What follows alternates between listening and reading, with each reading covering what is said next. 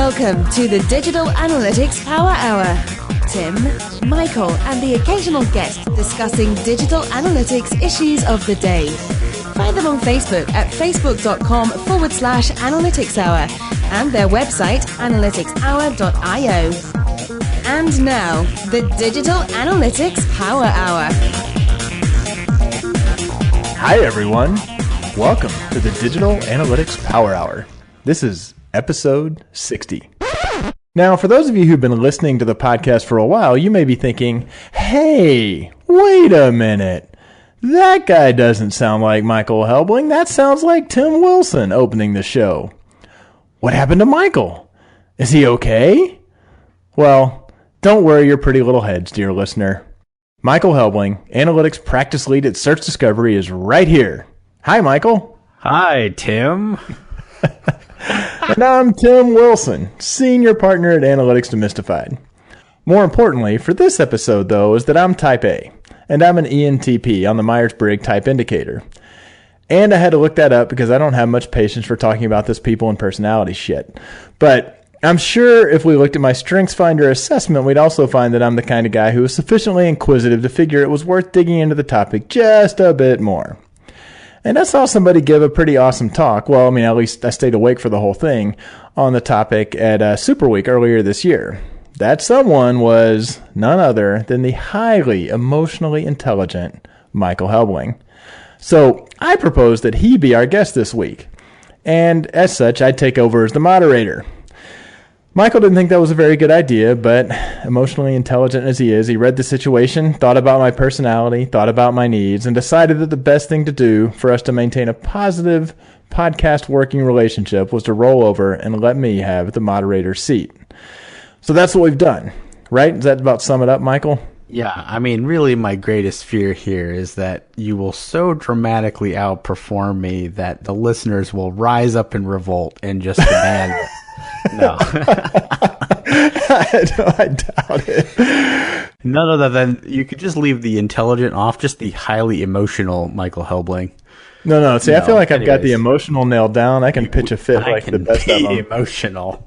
So, whether that's an intelligent matter, who knows? But so it is sort of a strange thing to cover in the context of analytics, but that's what we do is cover strange things.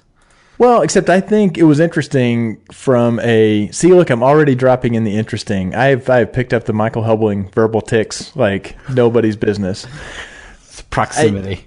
I was somewhat struck, and we had talked about this before Super Week, that you felt like in some ways your topic was not a typical topic for what you were covering there, because there weren't here's how to use IFTTT, here's how to hook stuff up to R, here's how to do, crazy things with Google. And I thought, well, yeah, you're probably going to fall flat on your face. No, I actually thought it was going to be a good topic and you didn't disappoint. And then I heard a lot of feedback, people were saying that they actually did make them think. So other people apparently imagined them. I still think it was whatever, but just do your damn job.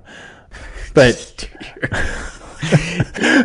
that could work. I mean, when you look at situational leadership or adaptive leadership, telling somebody like that could be the ideal thing to tell somebody. To tell certain people, other people that would send them, right to the job board, right? That would send me home to cry myself to sleep. So So why don't you? Well, I mean, so maybe set that up. I mean, we've learned, if nothing else, that even as a moderator, I can be long-winded, even when it's a semi-prescripted opener. But why kind of does this topic matter? Kind of I don't know if the softer side is the way to say it, but more like thinking about people and personalities. Yeah, no, it's really interesting, Tim, because, I mean, in essence, about 4 years ago, kind of my job shifted in the world of analytics in that I was no longer kind of doing analytics, digital analytics, which is sort of what I've done professionally for many years and what I love, but now was actually in a position where I was leading analytics and leading the people doing analytics. And so that shift got me thinking a lot about, how do I effectively do that and what is it?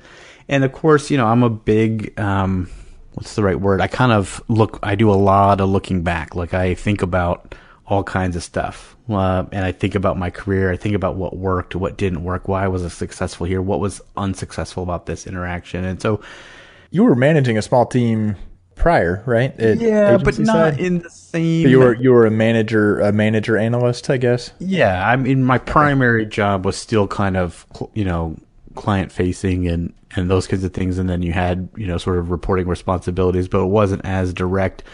And then taking over kind of the operational side of the business as well, sort of just the whole thing, from soup to nuts, owning the P&L and the hiring and all those kinds of things. Then you start basically realize one day, like, oh, I'm not actually a digital analyst per se.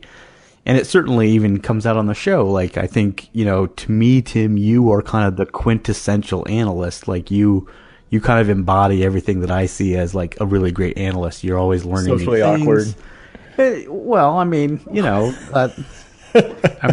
you're over there trying those shoes on. I mean, I'm not gonna. No, I'm just kidding. No, it's why we get along so well, because I'm socially awkward too. But what I was starting to look at was, hey, I still have an analyst mentality, or I still have a sense of I want to get better, and I want to make things work better than the way they've worked in the past. And so all through the last few years, I've been thinking about that and thinking about what is it that makes me more effective, less effective? Where am I improving? Where am I not seeing improvement? And so basically I took my analyst skill set and I started applying it to where I was, right? As now this other person and doing this kind of work. And it was interesting because there was a lot of different sort of points in the road that sort of were like big moments, I guess. And I think it's probably, just a caveat, this whole thing.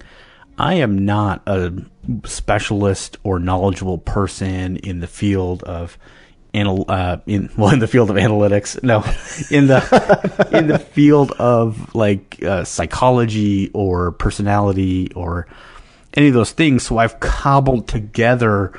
But there are very few analysts, I think, who are. There are some who come from a psychology background. Yeah, and I think there's some people who definitely, can play in this space with even more authority. And I think the only thing that's potentially interesting or unique about me is that I'm directly relating it back to digital analytics and how I felt as an analyst and how I see people responding as analysts and those kinds of things. But it came back to, like, a lot of people have this idea of conflict happening sort of on a meta level of the analytics person is going into the organization and they're there to kind of break down the hierarchy or the problems, the calcification. They're a change agent, right? Which is I've even described myself that way. I mean, John Lovett did a really amazing talk a few years ago where he described sort of that mentality of the analyst, which I think is appropriate.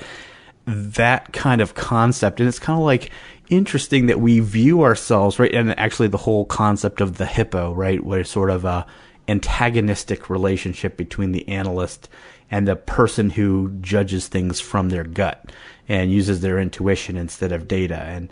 And just sort of little pieces along the way. Actually, like, weirdly enough, a Radiolab episode like many years ago that my good friend Stu Schilling told me about was where they studied people who made decisions when they had brain injuries that limited their ability to apply emotion to a situation, and they basically became paralyzed by the choices. And I was like, that is interesting, because as an analyst, knowing how people decide things is really fundamental to that last mile of digital analytics, right? Of getting people to believe in my idea. And there's been lots of books, and Chip and Dan Heath wrote the book Switch, which I really loved a long time ago. And to a certain extent, like people like Malcolm Gladwell with Tipping Point, those kinds of things. And again, like, you can tell what kinds of books I read, just like the pop business books, the in-depth business books. I just can't. I try, but I'm not good at it. But anyways, all of that kind of just coalescing into kind of a point of view of like, wait a second, what if I can take my analyst mentality and apply it to the soft skills And is that something that only I can do, or is that something that any analyst could do? And that sort of just engendered this whole line of thinking. And I honestly am not in a place where I can be like, oh, if you follow my 5-step program, but watch this space, because if I figure out some kind of cool little methodology, I'll definitely write an ebook for $39.99. No.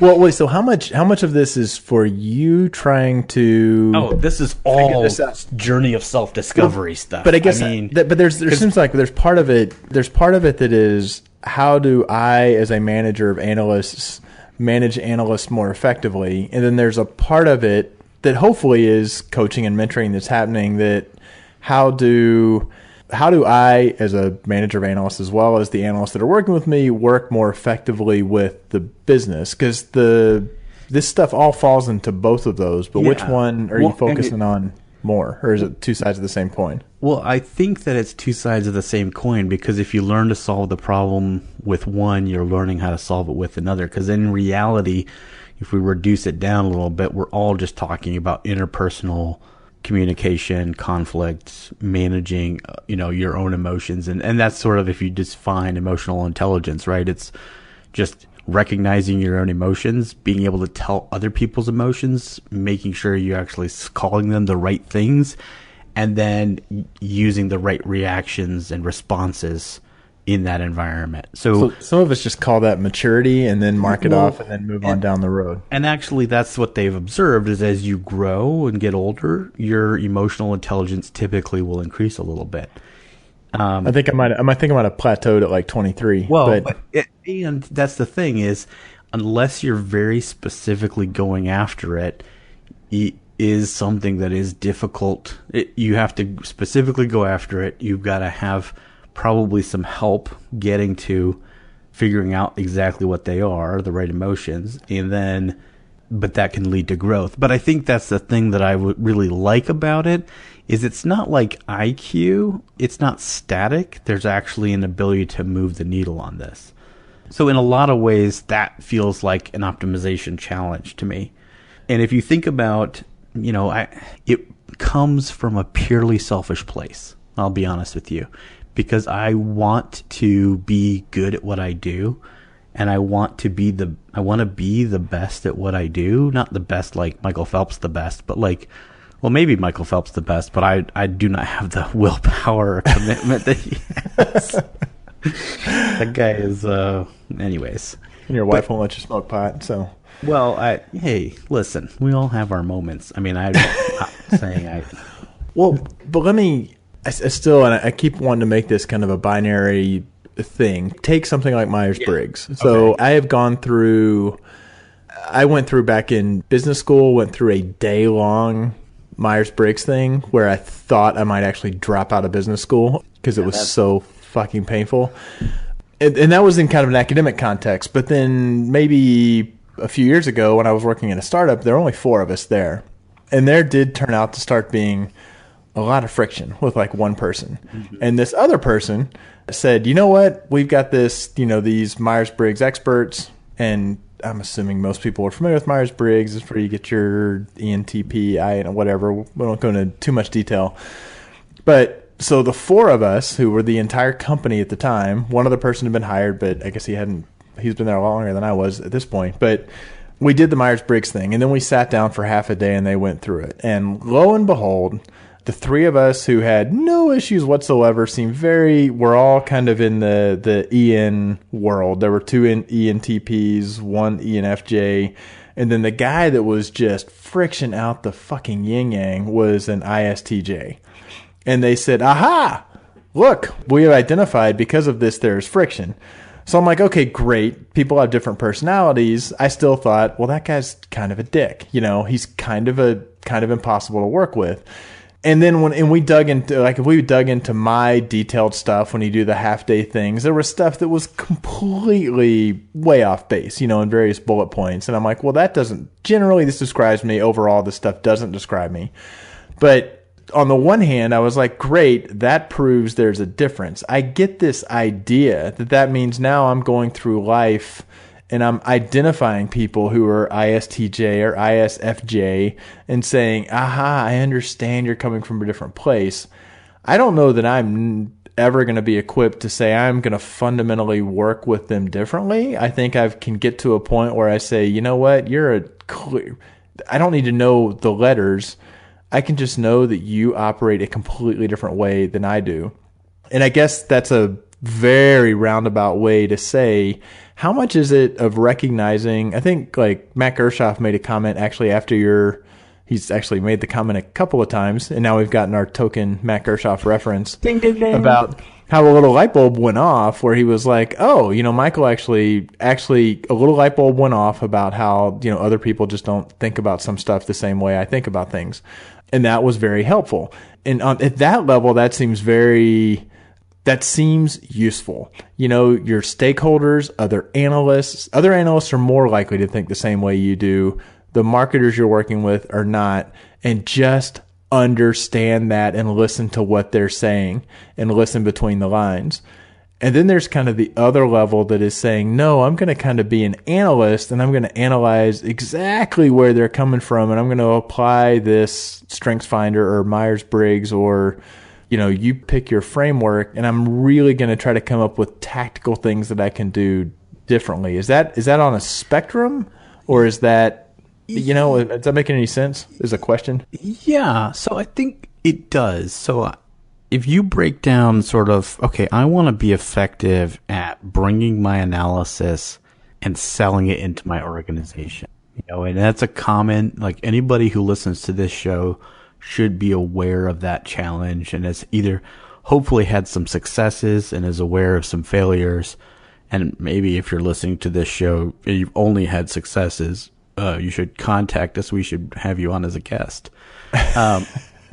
But when you go maybe back, make you the moderator. Yeah, exactly. So put one of us out to pasture now that Tim can do the intro. I don't know. When you reflect back on those things, and actually that right there says something about my own personality, is I do a lot of that reflection. I'm introspective like that just naturally. Some people aren't that way. Some people's personalities are not naturally that way. So when you look back on those things and you thought, well, what was it? What dynamics were in play? And it's not just tactics. It's also people, right? So the best data visualization combined with an analyst that nobody trusts will not win the day, right? And a terrible visualization presented by an analyst that has the confidence of the business will change people's minds about what should be the next action. And I'm pro data visualization, just FYI, because you want to give yourself every advantage. But there's more to that process than just the data itself. And I think that's kind of what I started to learn over time. And that's what kind of got me interested. And then the other thing that kind of was happening is my job is very challenging to me. I often describe the last few years of my job as being the most stretched I've ever been as a professional. And mostly because I'm not that great at a lot of things. So I've had to make a lot of decisions about what is it that I wouldn't be willing to change in terms of my ability to adapt, my approach to the things I do, even my own personal style, to be the best I could be for the people that are on my team. And I've had this amazing opportunity to work with so many, frankly, smarter people than me. And so it challenges you to kind of, okay, what else? And so what I realized was over time, I saw some things improving because of effort, and some things were not improving because of, I don't know, quote unquote, challenges, right? And so not to put you on the spot, like what's something that improved, and is there a specific example that, I mean, I don't know, your whole team is probably required to listen to this podcast just to get our numbers up, but well, you can obfuscate it enough to...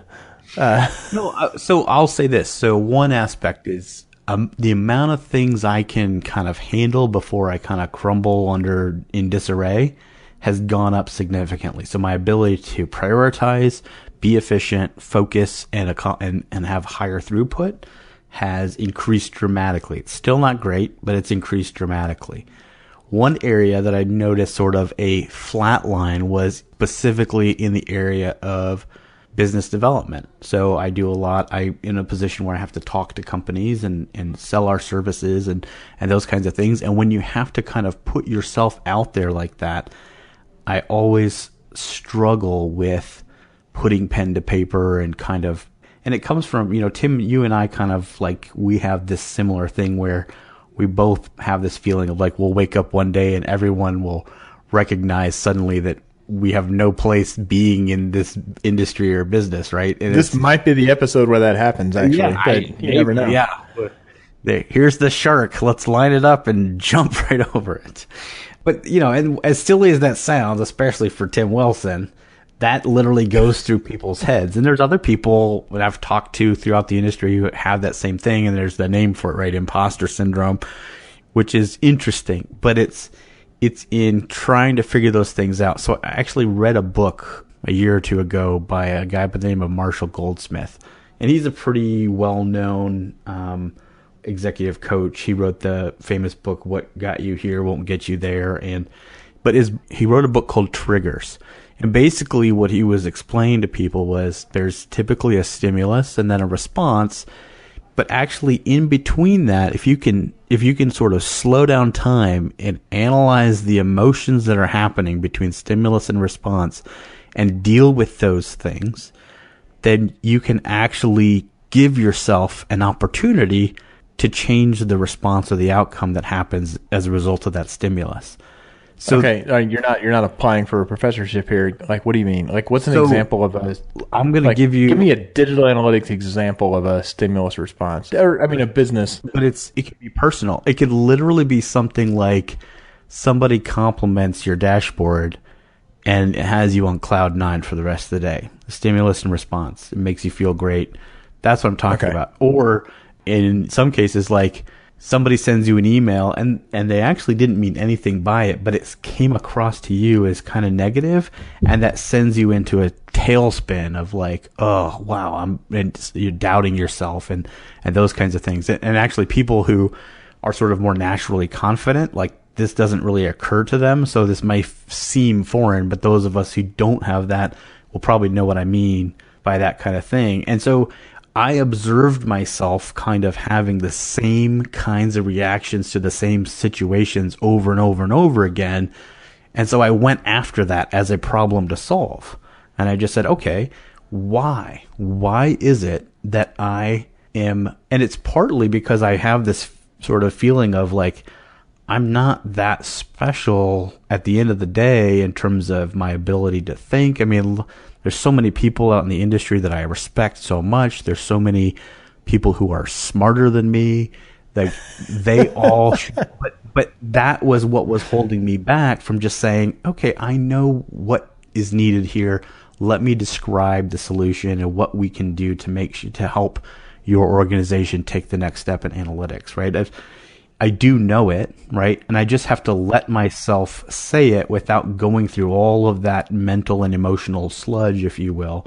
And that's a very personal example, but it applies broadly to anybody and anything in terms of the situations or the triggers that you find yourself in.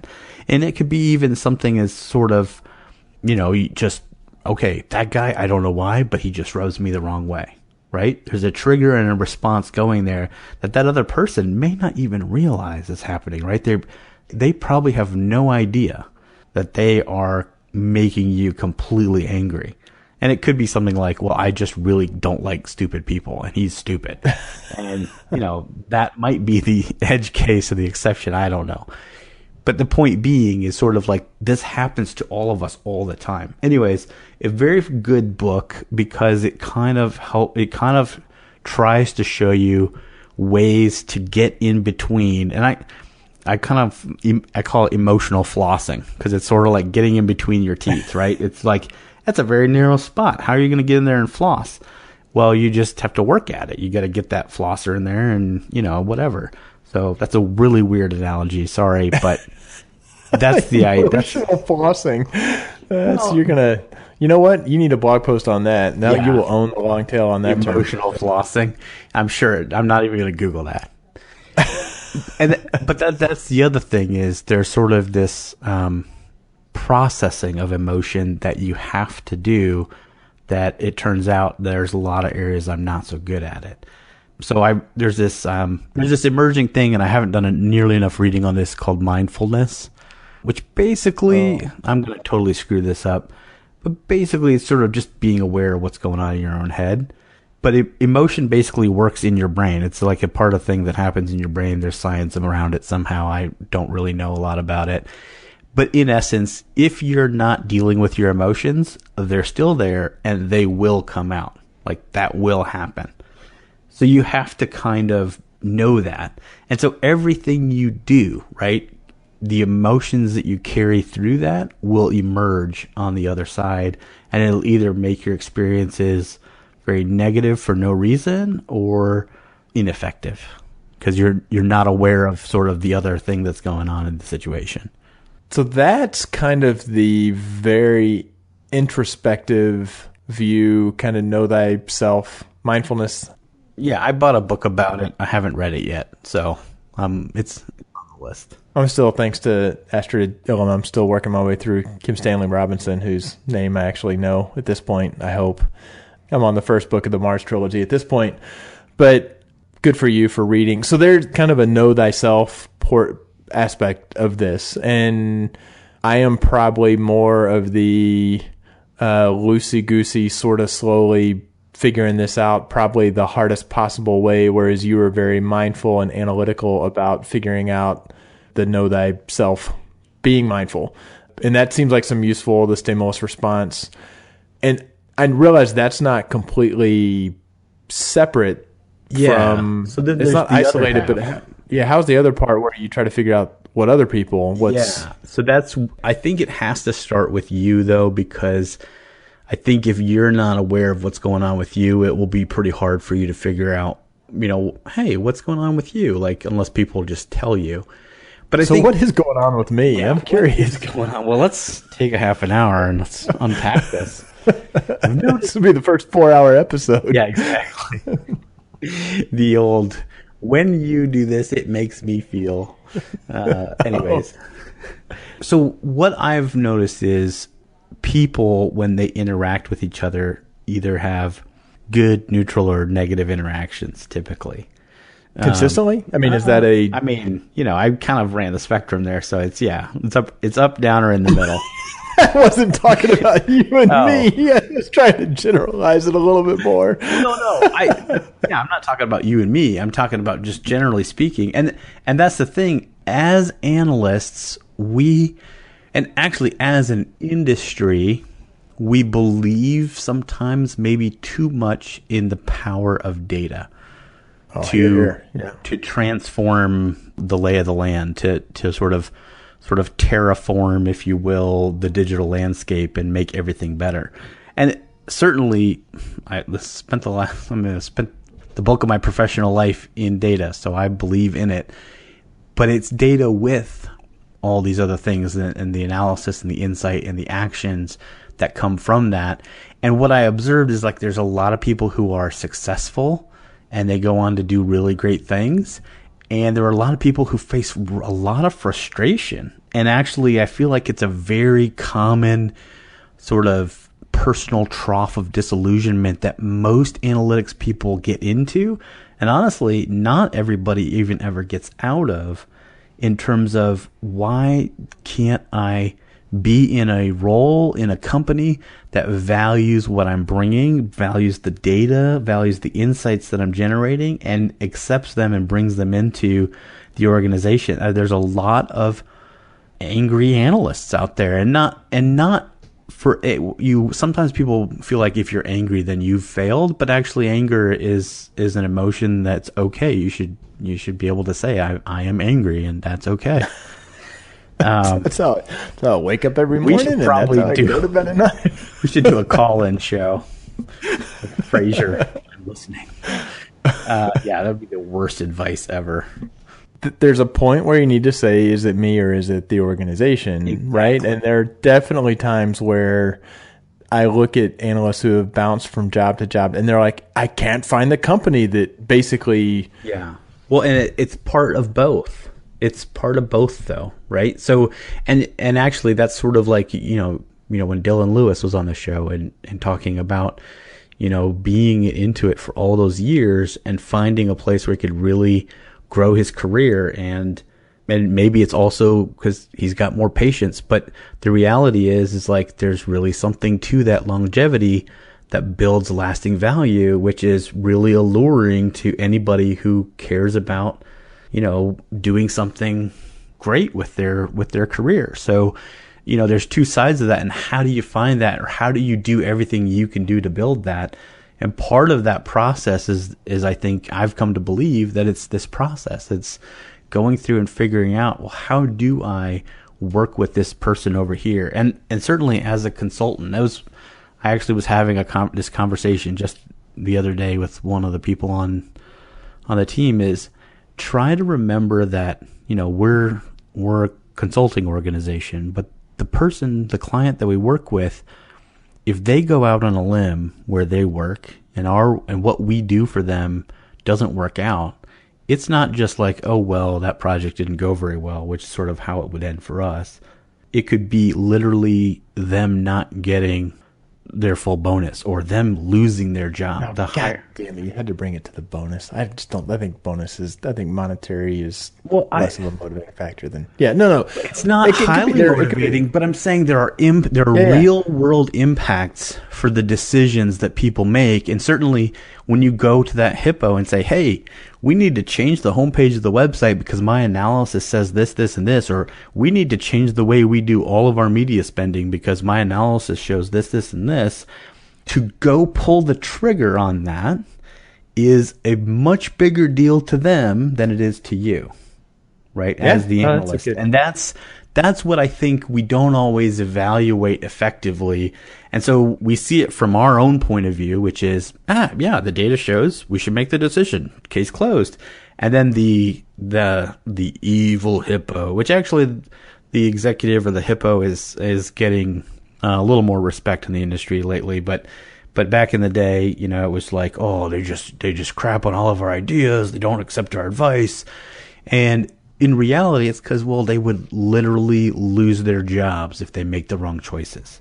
And that leads people to behave certain ways and not necessarily healthy ones, right? They should use the analyst and to their advantage, but they're scared. And so people are people, right? And that was something else you got to kind of learn is, everybody gets up out of bed and puts their pants on the exact same way every morning.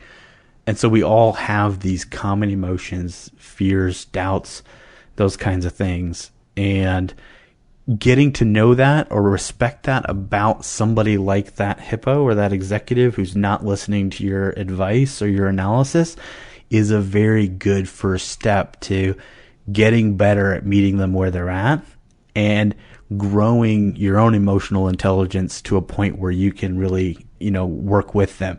And I think that helps build a bridge then for you to be listened to and heard better by that person.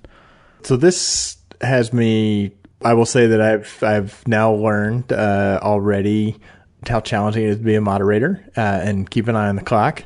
Because I have a whole bunch of other things that I want to hit you with, and you just... Well, I'm one of those really long-winded guests that never shuts up, so... That's okay. I think you have a co-host who has that problem as well. But you just kind of hit on the kind of risk aversion versus risk seeking spot. So what I want to do is I want to run through kind of a range, and we'll start with that one, and just kind of get your take on kind of the what and the why, kind of looking at the people you're working with as well as yourself through that lens. How useful is it? Where should you start? What is it useful for? I think you just kind of hit. So I think one of the things this is something you talked about at Super Week was kind of the risk aversion versus risk seeking. And you just kind of implied that, hey, you know what? Consultants can be inherently risk seeking, whereas clients can be risk averse. It's our job to come in there and change things, right? That's why you hired us half the time. But do you still look at individual people? I guess one, how do you evaluate Yeah, where so somebody's risk profile is, and what do you do with that? Yeah, so I think it's important for you to get to know your own risk stance and what's funny is I've done a lot of Googling. I only read there's one book I've read so far where I kind of got a clue into kind of this concept of risk. That's a book called Smart Decisions, which is really primarily about trying to make better choices and kind of a scientific breakdown of decision-making process, which actually is a great read, but there's a good chapter in there that does a nice job breaking down risk. But it's one of the only places I've seen it sort of tackled not from the perspective of investing for some reason.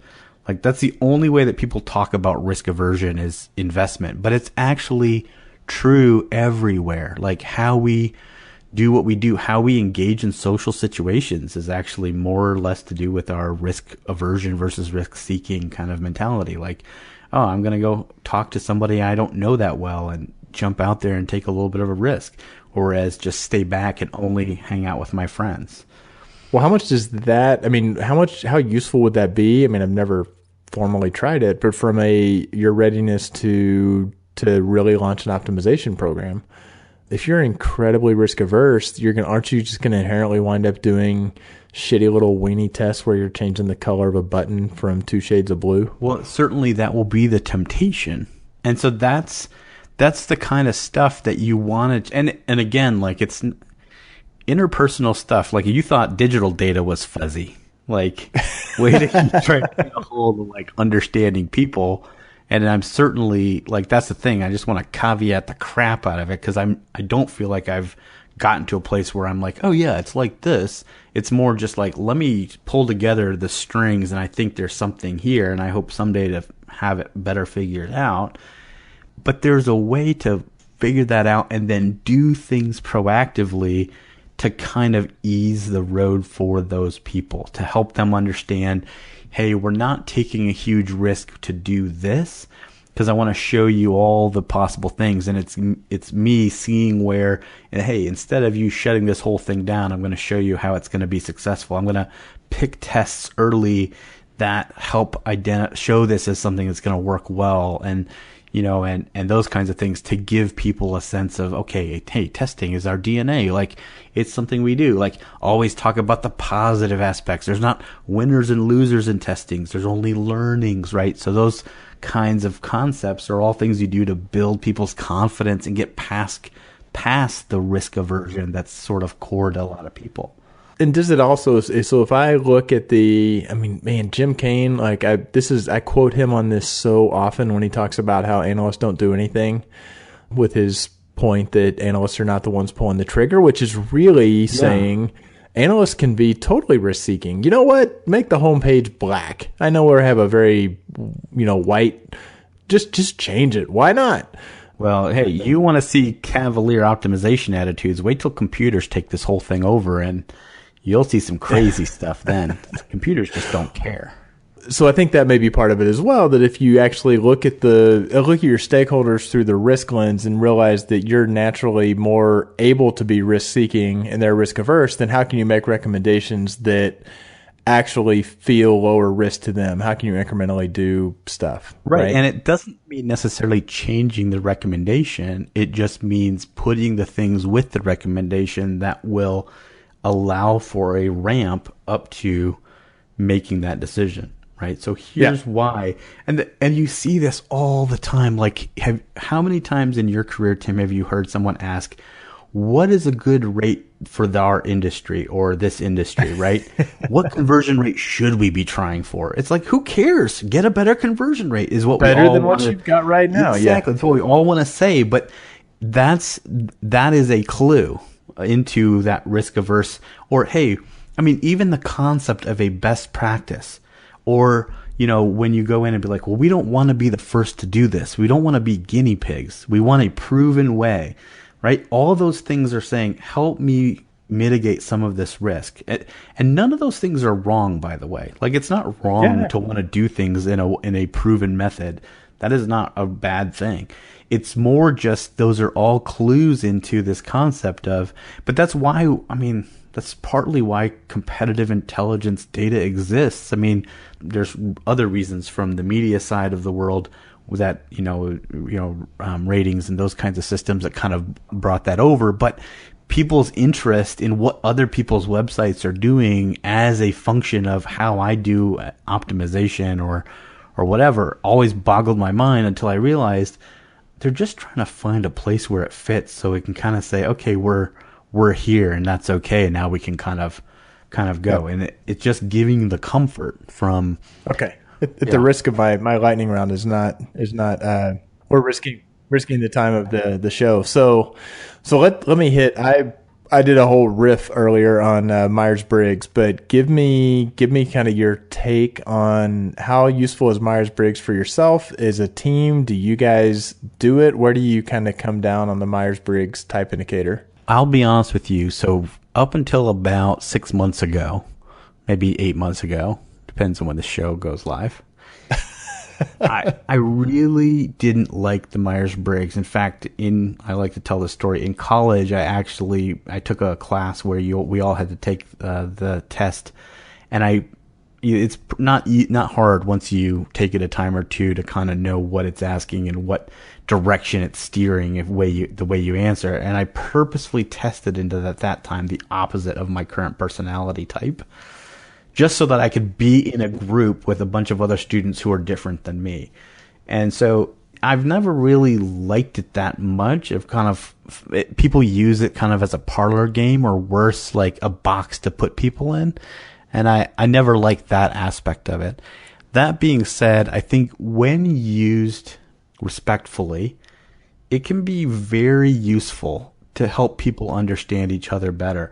And certainly for me, my personality type, I'm an INFP, which is a very strange type. 4.4% of the population as of a few years ago. And not a lot of analytics people, I think, go that way. The ENTPs or ENTJs or INTJs, a lot of times that NT combination those are the people who like to ask the question why. Yeah. Why is it like that? And they're curious. They want to challenge preconceived notions. Like that to me is sort of like, oh, that's the quintessential analyst. And certainly if you're listening and you're not one of those things, don't worry about it. It's just fine. The Myers-Briggs is a spectrum. It's not a locked position. So you can kind of float around and you have some of all of them. I'm just trying to give people space because I needed that for myself. But that was the thing. It's sort of like, well, how do I fit in? I was like, oh, you know what? This personality type actually fits how I even approach analytics, because like I said, I've never felt like I was super great at the math or any of those things, but I've been effective because I work with the people and I try to figure out how to make the analysis go into the organization. Who can I work with? Who's receptive to our ideas? Who is someone who is eager to make changes, and how can we help them grow and use our data to support them? So those have always kind of been the focal points of the way that I've done digital analytics, and certainly even how I look at websites. It's what is the user trying to do? How can we help them be more effective at what they're trying to do? Which is a different point of view than how do we force enough people through our conversion funnel that we want. And it's just sort of like, I'm not saying either one of those is wrong. I obviously have a preference, but that's more personal than it is anything else. Cool. So we'll do one more. And this is one you did not talk about in Hungary, but we have bantered about in the past. And another one I've run through a couple of times and could not find my documentation as to what I am. But the StrengthsFinder world, your 5 strengths, we're not judging anyone. So it's got the Myers-Briggs component of this is not saying anything is good or bad, but there are 37 or something number of strengths. 34, I think, yeah. 34. So the StrengthsFinder is interesting because it's built on research that the Gallup organization did as they were trying to understand what made people successful and happy in their careers. So they talked to and surveyed people across a really wide spectrum of different industries, careers, all kinds of things over a number of years, I think. And so the output of that is these StrengthsFinders books that have come out over the years. And so conceptually, the idea, I think, is really solid, which is if you know what your strengths are and you focus on those in the context of your work, you will be happier, more successful, more fulfilled in your career than if you don't. And that's sort of a counter mentality to sort of a more typical model, which is identify your weaknesses and then go after those weaknesses and eliminate them, right? Which is not actually the way that humans work most of the time. That being said, like if you remember at the beginning of the show, I mostly said I was trying to identify areas where I was weak and then pick them apart and figure them out. Yeah. So there's two sides to that coin, right? It's not just sort of like only do the things you're good at. And actually that's the thing about Strengths Finders is you have to be careful not to make it too focused on like a specific set of activities as much as a conceptual approach to a lot of different things in terms of how you apply your strengths. That being said, I'm a fan. I think, in all honesty, it's useful up to a point, and then I personally have not been able to chase it further than that in terms of how to develop people or help them grow more. But there are more things in sort of the Strengths Finders world that I haven't done. Like they have more classes and training that you can actually do. So until I do that, it'd be kind of stupid of me to kind of say like I've reached the end of its utility. Well, what I will say, as much as Strength Finder is something I can't retain, where I fall, to me, anytime I'm working with anybody who's like a first time manager, to me, the First Break All the Rules book, which was the precursor to the Now Discover Your Strengths, which became Strength Finder and has probably gotten more traction. But actually, from a manager perspective, the times that I was managing the First Break All the Rules, and I still kind of not reference like I go look up the book, but there are concepts in that book that really, really resonated with me. And that was probably 10 years ago, and that was the last time that I gave a shit about soft skills. Then I moved on to consulting. Yeah, well, and that's the thing is, soft skills are a tool in your arsenal, not the tool in your arsenal, right? Yep. It's part of a complete breakfast, as they said in the Saturday morning cartoons. There you go. You spend all the time showing the sugary cereal, but then it's like, but also eat all this high grain toast and stuff. So we have been all over the map. It was good for me.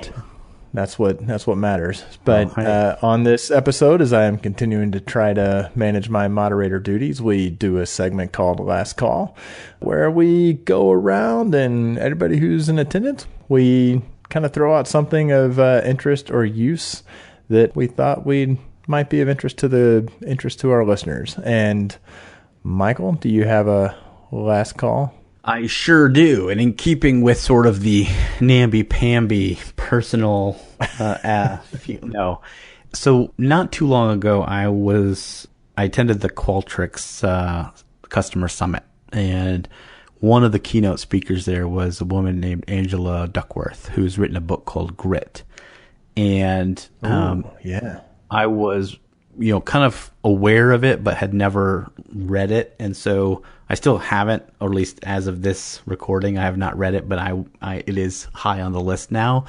But the things that she talked about were, to me, very compelling in terms of understanding sort of the idea of development of yourself and accomplishment in pursuit of your sort of, I guess I think about it in terms of my career or career objectives, the things that I would like to see happen in my life. And it's sort of, you have this sort of things I always say to people like, hey, nothing worth having comes easy, right? So hard work seems to be part of what anyone must go through to get good things. But she is actually a real researcher who does real research and science and has studied this. And I was super impressed with her keynote, and she has a really great TED Talk that is worth also checking out.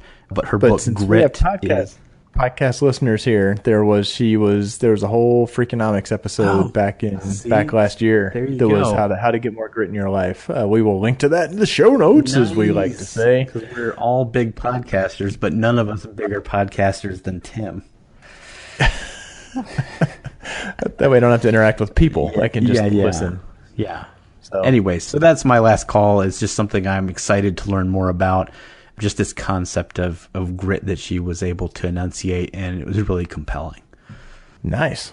So I will go with a much more tactical, and I think I have done last calls in the past that were kind of color/palette sort of, color blindness related. The latest thing I stumbled across was an article called A Color in UI Design, a Practical Framework. And it took this very simple idea of pointing to some fairly well-known user experiences like the Facebook app, and calling out how a lot of those interfaces use one core color and then they use different shades of it. And you're like, okay, yeah, whatever. And then it pointed out that actually figuring out what those right shades are, it's not just like adjusting their transparency, and it breaks down in a very analytical way how to come up with different shades, and it's all about the hue, saturation, and brightness, and kind of how you adjust them.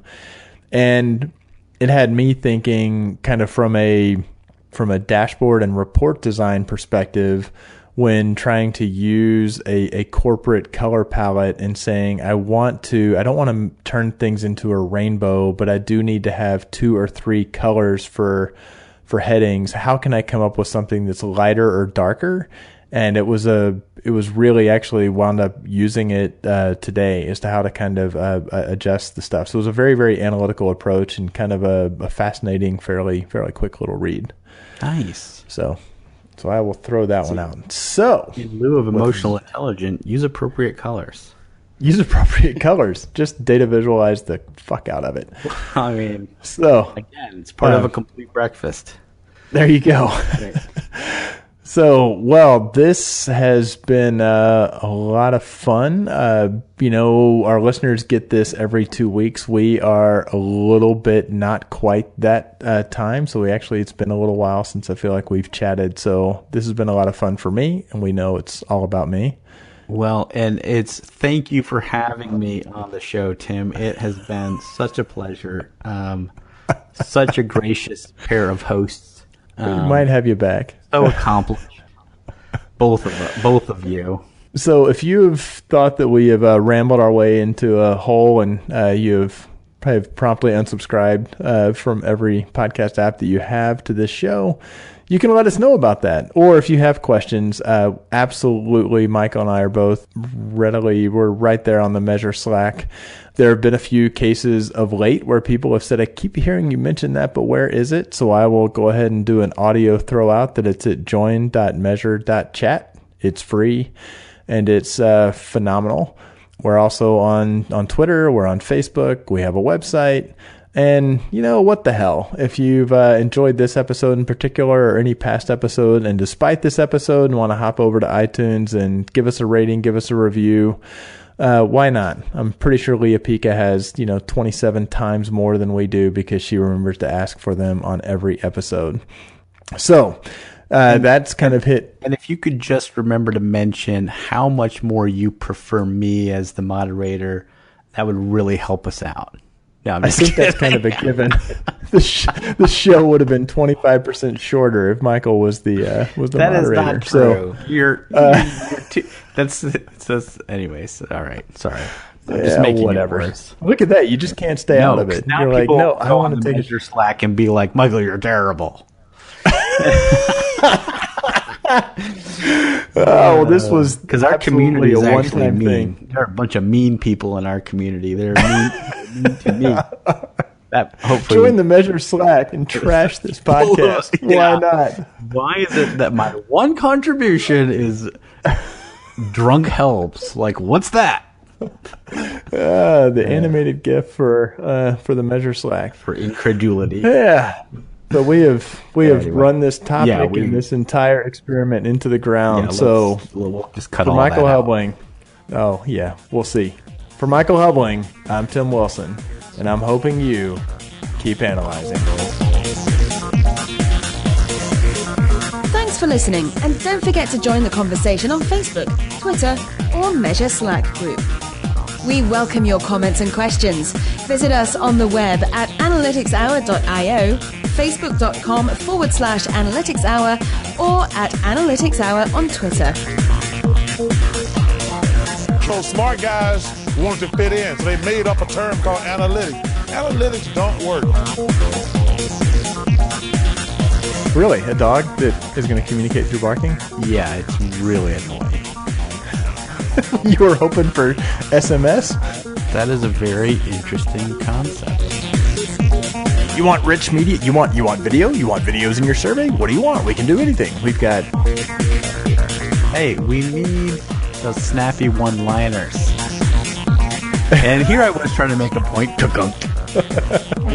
When Simo was about to say cuckunk. So I can mute with whatever button I want. Is that what you're telling me after all of that? Yeah. Now I'm really nervous about it. Rock flag and personality. Oh my God, you are so much better at that than I am.